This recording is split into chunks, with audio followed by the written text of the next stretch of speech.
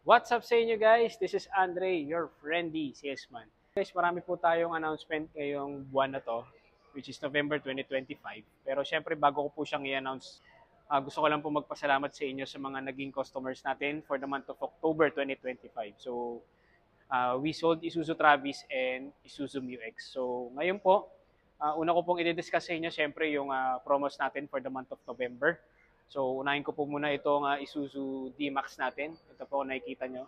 Ito po yung Isuzu D-Max 4x2 LSA automatic natin na ang unit price po ay 1,567,000. And still, naka-promo pa rin po tayo dito guys for 23K all-in low down payment. RCBC approval po siya. So, yun nga lang guys, yung 23K po na down payment ay limited stocks na lang po siya. Kasi pag once na naubos po ito guys, yung next po na batch na parating po ng mga units sa amin ay meron na po siyang excise tax. So ulitin ko lang po, yung 23K po na low down payment ay pre-excise tax po siya. And syempre, first come, first serve po.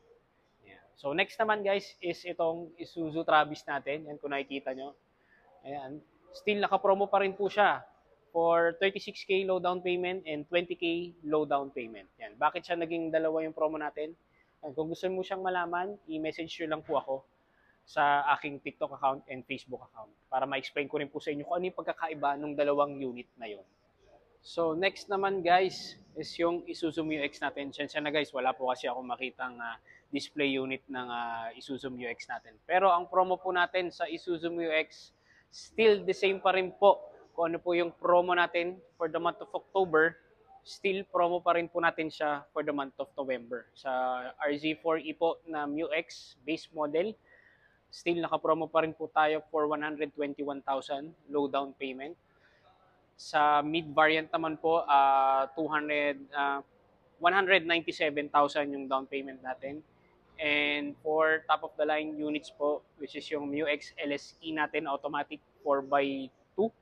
Yan, naka-promo po rin po tayo doon for 217,000 down payment.